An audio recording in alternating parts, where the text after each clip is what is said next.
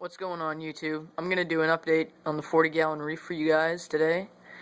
And first off, as you can see, we've got a yellow tang in here. And he seems to be doing really good. He or she, don't really know how to tell the difference between a male and a female, but I'd like to call her a she, because I kind of named her Bessie.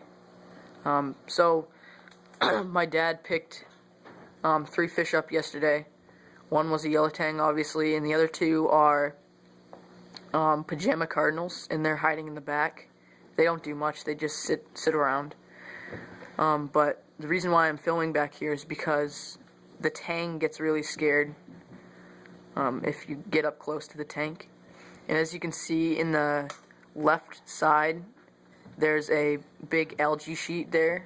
I heard that they need algae to graze on all day, at all times. So we have that there.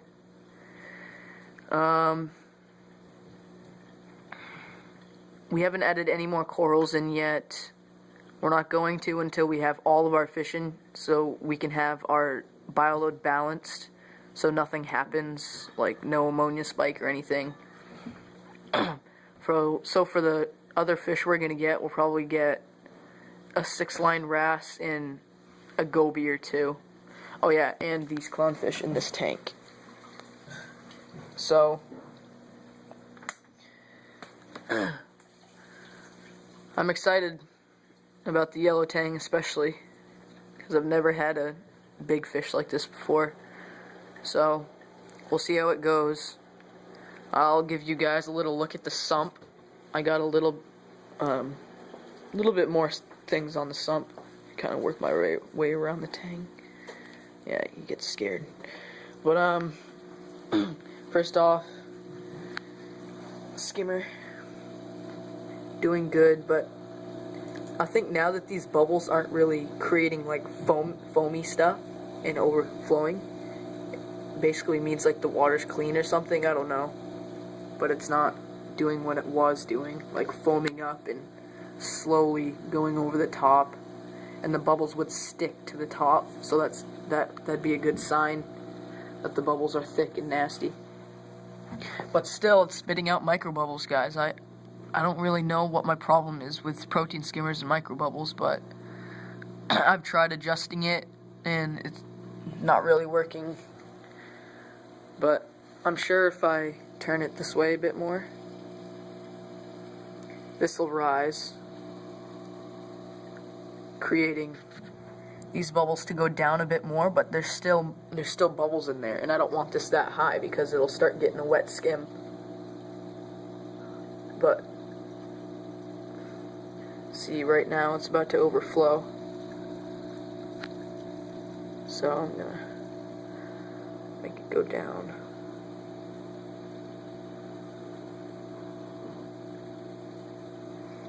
Just like that.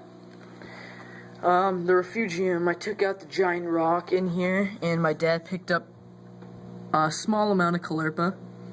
It's grapevine caulerpa. And when I first put it in here, it was all floating around and going all over the place.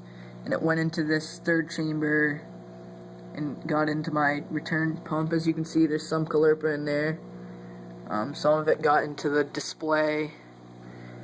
But I took this smaller rock and I put all the caulerpa down and put this on top of it. So I hope this will do good. Still have the condi anemone in here. I still have to get rid of it. My dad does not want to get rid of it whatsoever, but I still want to. So yeah, it's the caulerpa, and then obviously the pump and the heater are still in here. Smaller pump back there. Haven't done anything with our salt reservoir yet, saltwater mixing station, but I'm sure my dad will get a bulkhead for that hole, and we'll start putting something together. We gotta order an auto top-off mechanism. So that's the 40-gallon update for you guys, and I'll give you a brief update on the nano. I just put one more crab in here. Yeah, by the way, we ordered 8 more crabs and 2 snails for that. And I put one of the crabs in here because I'm running out. As you can see, my sand bed is getting all nasty.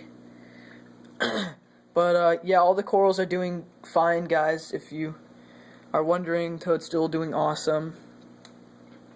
I moved the teal trumpets back there because I didn't really like them right there. They were just like, it didn't look natural at all. It was just sitting there with like that huge frag chip.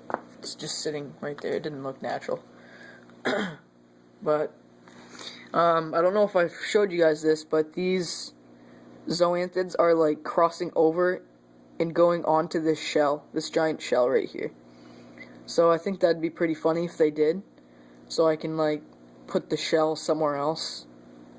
It'll be like they're basically fragging themselves for me. So that's pretty cool. So I'll wait for them to transfer and I'll move the shell over. Yeah, it's pretty much the update on both tanks, guys.